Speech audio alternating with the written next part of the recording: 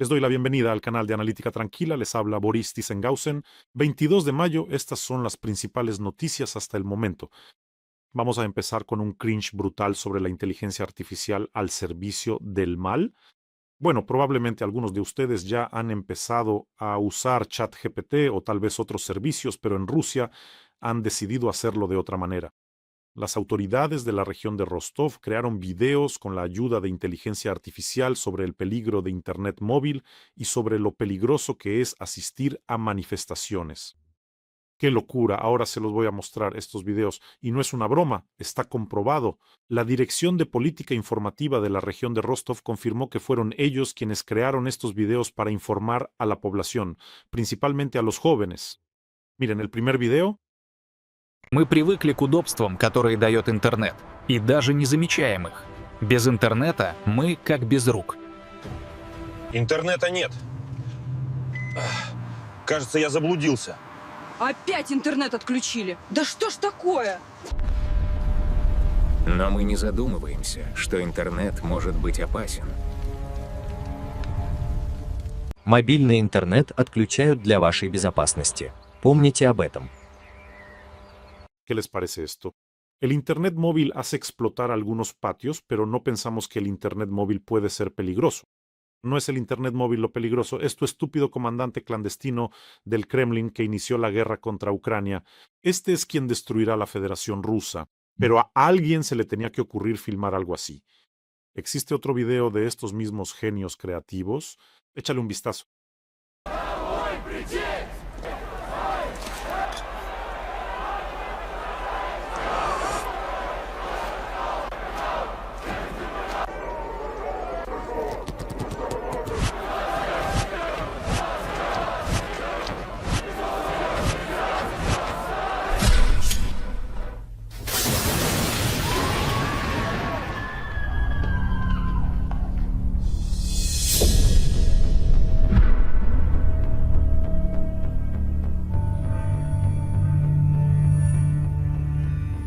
Sí, podemos cambiar el mundo sin salir a la calle, lo hemos oído, lo hemos visto, podemos cambiar el mundo sin abrir la boca, sin criticar al poder, lo creemos de buena gana.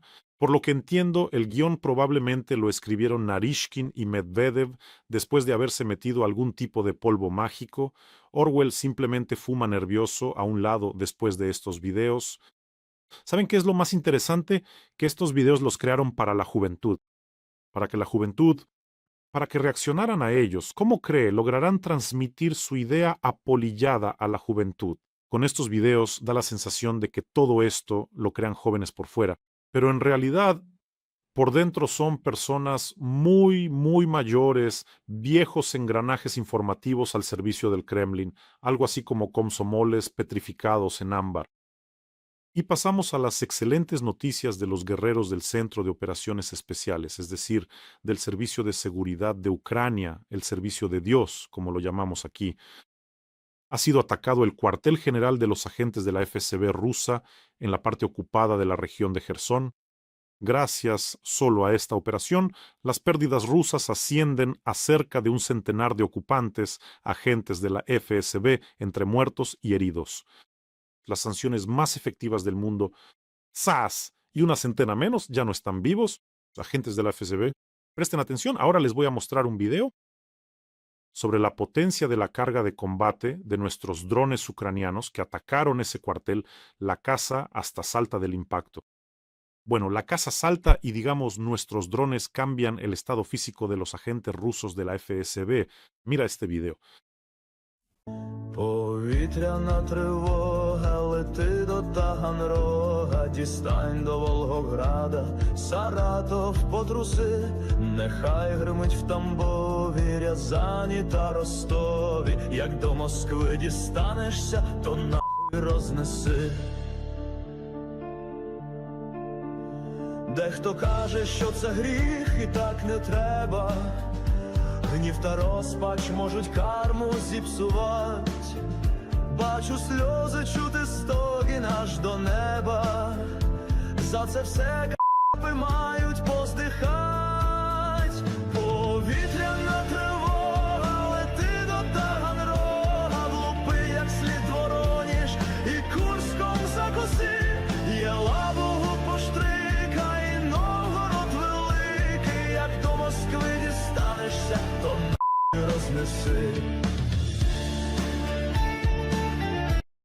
fuerza. Aunque tras el primer ataque los atónitos agentes del FSB se arrastraban por el suelo, los ataques posteriores simplemente no les dejaron ninguna posibilidad. Permítanme recordarles que Putin aún planea tomar el control del Donbass antes de que termine el verano. No lo consiguió en 4 años, pero planea conseguirlo en 3 meses. Bueno, eso está claro. Por cierto, amigos, no olviden suscribirse a este canal. Pueden hacerlo ahora mismo. Es importante. Estamos luchando contra la propaganda de Putin, así que asegúrense de suscribirse. Y por supuesto les recuerdo que quienes se suscriben, su cabello se vuelve suave y sedoso. Y Bloomberg sale con una noticia sobre el tema, sobre ese mismo tema, de si Putin tomará el Donbass o no lo tomará. Putin quiere terminar la guerra antes de fin de año, pero solo en condiciones que puedan ser vendidas a la población de la Federación Rusa. Como una victoria, escribe Bloomberg. Entre esas condiciones está la toma total del Donbass. Un amplio acuerdo de seguridad con Europa, que de hecho reconoce los territorios ocupados como parte de Rusia. Según Bloomberg, entre la élite rusa crece la preocupación por el fracaso de la ofensiva de primavera y los ataques regulares de drones ucranianos. Bueno, y no solo por eso, también la economía rusa ha perdido el rumbo. Al mismo tiempo, Ucrania y sus aliados están cada vez más seguros de que la invasión rusa se está agotando. Kiev está estabilizando la línea del frente, es cierto, y está conteniendo la ofensiva de primavera de Moscú. Y diré más, Ucrania ya está eliminando a más biobasura rusa de la que Rusia logra reclutar. Y en cuanto a los ataques a las refinerías, ahí nuestros combatientes han tomado un ritmo excelente. Así que, cuando un dictador se ve obligado a pensar en cómo presentar el resultado a la población, en qué envolverlo para que parezca una victoria, eso ya no es una victoria. Eso es gestión de imagen de una derrota. Los vencedores no buscan narrativas, los verdaderos ganadores imponen las condiciones y Putin claramente no es un ganador. Y aquí está Medvedev, apareció de inmediato el viernes y Medvedev está aquí, como siempre. Medvedev declaró que la desaparición de Ucrania es inevitable desde una perspectiva histórica. En serio, ¿qué significa hoy? Si hoy es viernes, entonces la desaparición de Finlandia es al menos 0,7. Y la desaparición del hígado de Medvedev también es inevitable desde una perspectiva histórica. Por cierto, Medvedev dice lo que piensa Putin, pero que no puede o teme decir en voz alta. Lo que Putin tiene en mente, Medvedev lo tiene en la lengua. Ese es precisamente el sentido de su existencia. Medvedev es un bufón clásico, simplemente un bufón de manual en la corte. En las cortes de la Europa medieval, el bufón ocupaba un nicho único. La única persona a la que se le permite decir algo inadmisible, es decir, el rey no puede amenazar a un vecino, no puede amenazar con destruir un reino vecino. Eso sería un casus belli, un escándalo diplomático, una responsabilidad personal, pero el bufón sí puede hacerlo. El bufón no cuenta. El bufón es algo así como oficial, pero no serio. Al mismo tiempo, en la corte todos entendían perfectamente que el bufón expresaba lo que el rey querría decir, pero no podía. Esto se llamaba el privilegio de la estupidez, y, por supuesto, se aprovechaban de ello hábilmente. La ironía histórica es que el bufón de la corte siempre era muy ingenioso, lo cual no se puede decir del oso. Aquí todo es triste. El doctor Mal de AliExpress interpreta su papel de manera chapucera y amenaza de tal forma que él mismo se convierte constantemente en motivo de burla. Y luego Lukashenko y Putin, después de los ejercicios nucleares, se comunicaron por videoconferencia. Durante el entrenamiento conjunto de las fuerzas nucleares, así lo informaron los servicios de prensa de Lukashenko y Putin. Escucha, ¿qué tienen que ver entre sí? Aquí están los ejercicios, se están comunicando a través de esta teleconferencia, ¿qué se dicen el uno al otro? Interesante. Cuando están uno contra uno se quedan ahí. ¿Qué, vas a ayudar a atacar Ucrania? ¿De qué estás hablando? Me van a cortar en astillas. Ah, bueno, adiós entonces. Vamos, adiós. ¿De qué están hablando en general?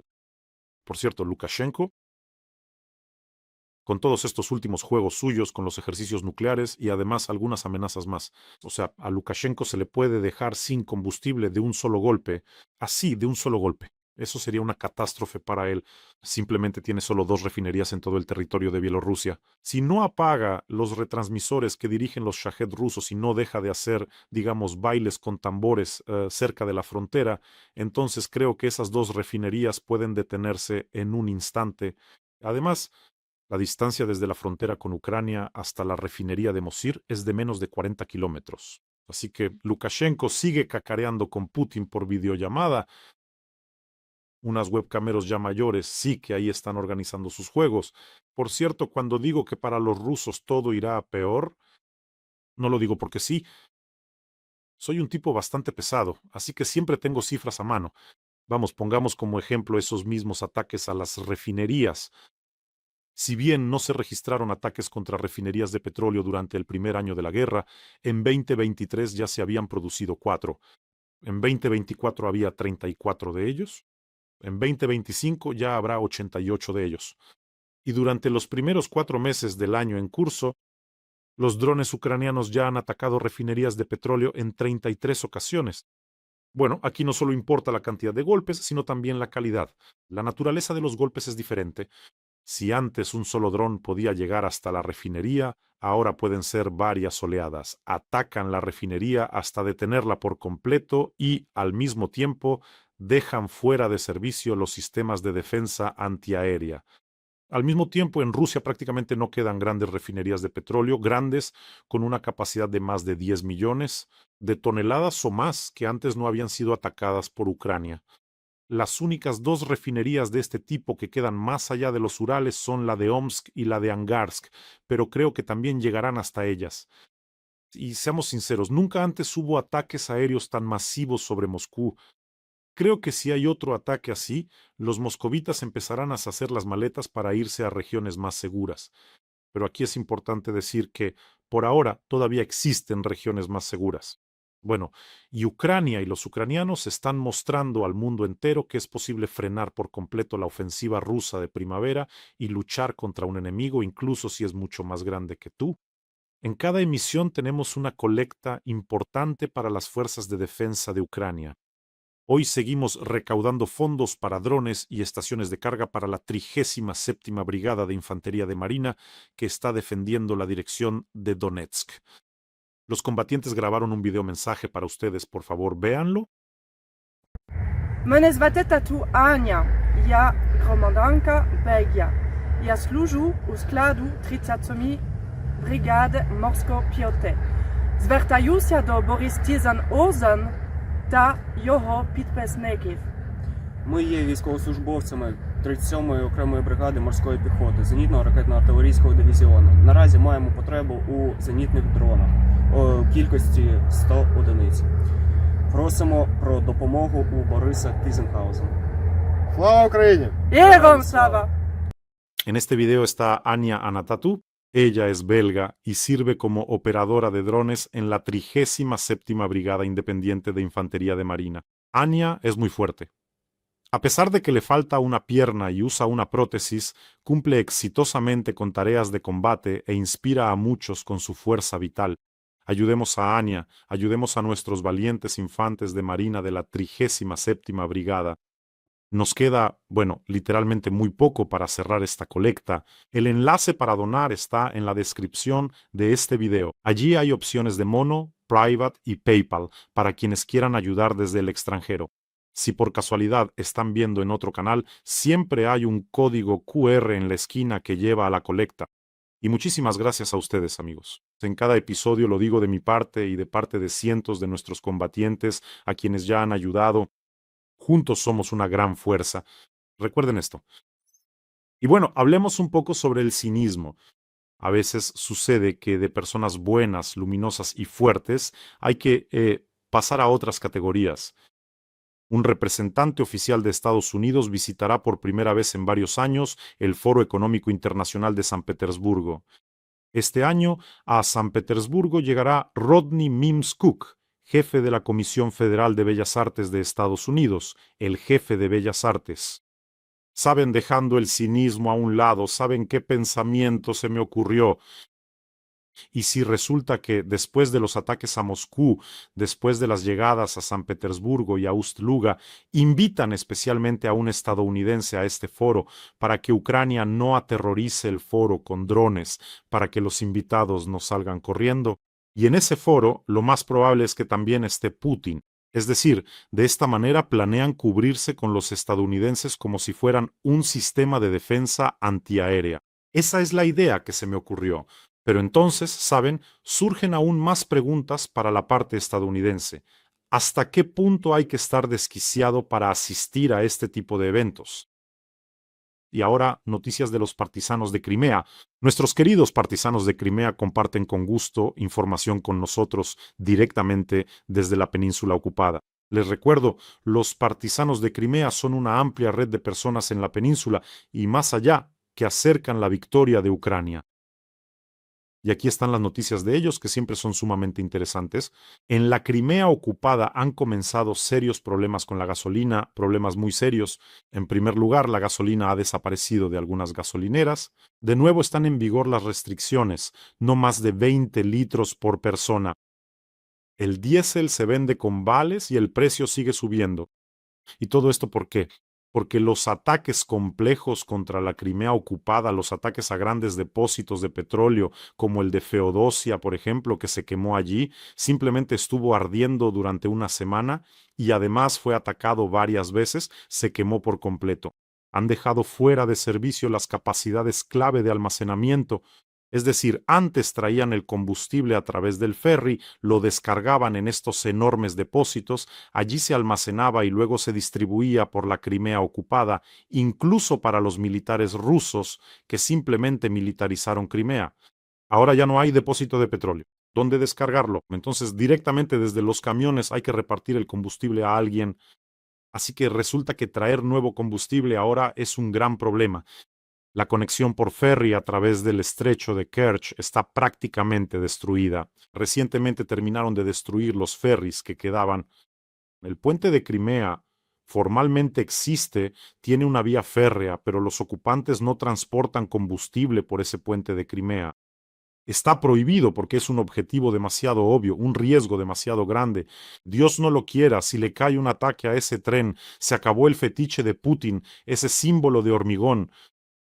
Y entonces quedaba solo una ruta. Es la ruta terrestre a lo largo del mar de Azov, pasando por Melitopol y Berdiansk. Pero ahora esa carretera está al alcance de los drones ucranianos, y los convoyes con combustible y los camiones cisterna se convierten en objetivos. Allí, los rusos decían hace poco en algunos chats, vamos a camuflar los camiones cisterna como camiones normales, les vamos a poner lonas. Gracias. O sea, muchas gracias a ustedes. Ahora los drones ucranianos también van a atacar los camiones normales. Gracias por la sugerencia. La Crimea ocupada simplemente quedó atrapada en una trampa logística. Este año, los moscovitas y los habitantes de San Petersburgo no irán a Crimea. Sí, creo que tampoco irán a Anapa. ¿Y a dónde van a ir ahora? En mi infancia, cuando Sebastopol aún no estaba ocupado, se notaba enseguida a los moscovitas en la playa. Es decir, nosotros, los locales, pasábamos todo el día en esa playa, desde la mañana hasta la noche, tumbados allí como camarones asados en el muelle de sol a sol, todos de color marrón, mientras que los moscovitas eran blancos como la leche, ya saben, o rojos. O, si ya era el segundo día, se quemaban y era fácil reconocerlos por ese acento tan característico. Ese sonido prolongado de la A. Decían, niño, ¿dónde se pueden recoger conchas monedas aquí? Así hablaban, y luego, de repente, ese acento desapareció. Siempre me pareció que los moscovitas inventaron eso de pronunciar la A para darse cierto estatus, como si quisieran que todos supieran que eran de Moscú. Con el tiempo, esa pronunciación de la A desapareció. Europa temía que Trump lanzara un ataque nuclear contra Irán, y que esto le diera a la Federación Rusa una justificación para un ataque nuclear contra Ucrania. Así lo informa Reuters citando a sus fuentes. Un diplomático europeo en Washington contó que cuando el 7 de abril Trump advirtió a Irán, ¿recuerdan que entonces escribió «Toda una civilización perecerá esta noche»? El gobierno de Estados Unidos estaba buscando respuestas sobre lo que estaba ocurriendo. Y los gobiernos de los países europeos también buscaban una respuesta. ¿Qué quiso decir Donald Trump? ¿No estará planeando lanzar un ataque nuclear? ¿Y cómo más se puede explicar que toda una civilización vaya a perecer esta noche? En ese momento, Europa y también Asia, creo que todo el mundo, estaba preocupado por un ataque contra Irán, un ataque nuclear. Y después de eso Rusia podría decir, bueno, si él ataca, entonces nosotros también podemos. Los gobiernos europeos recurrieron de inmediato al canal tradicional a través del Departamento de Estado para pedir aclaraciones, pero allí dieron una respuesta inquietante. No sabían a qué se refería Trump ni qué acciones podrían seguir a sus palabras. ¿Saben? Lo más aterrador de esta historia no es que Trump pudiera usar armas nucleares, él tiene esa autoridad. Lo más aterrador es que el Departamento de Estado no sabía a qué se refería Trump. La disuasión nuclear funciona sobre un principio fundamental, la previsibilidad. Es decir, el adversario debe entender exactamente dónde está la línea roja, qué sucederá después de cruzarla y qué significa cada palabra de un funcionario oficial. Trump simplemente destruye este principio y, por lo visto, incluso considera una ventaja el hecho de destruirlo. La imprevisibilidad como herramienta de presión es su táctica de negociación favorita desde los tiempos anteriores a la presidencia en el sector inmobiliario de Nueva York. Bueno, ese es precisamente el problema de fondo de Trump, que él ni siquiera considera un problema. Él no entiende que sus palabras no son simplemente palabras. Las palabras del presidente de Estados Unidos son una realidad física, son una amenaza física. Estas palabras mueven flotas, levantan casas, inician guerras, activan protocolos de alerta. Así que, cuando Trump dice que la civilización va a perecer esta noche, en algún lugar pueden creerlo y también apretar algunos botones. Mientras tanto, en Rusia continúa la serie de muertes misteriosas de altos directivos, banqueros y grandes empresarios vinculados al sector petrolero y a los flujos financieros del régimen.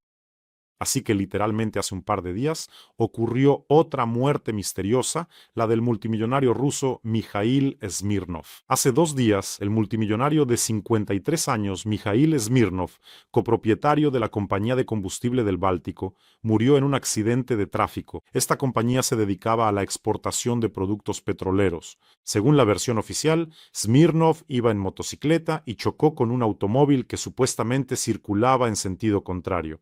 No hay testigos del accidente. El empresario murió en el lugar antes de que llegara la ambulancia. Pero ¿saben qué es lo más interesante de toda esta historia? Poco antes de su muerte, Smirnov salió de la lista de fundadores de todas sus empresas y dejó todos sus cargos. Los activos y la gestión pasaron a estructuras vinculadas al Banco San Petersburgo y al entorno de Valentina Matvienko. ¿Se imaginan qué coincidencia?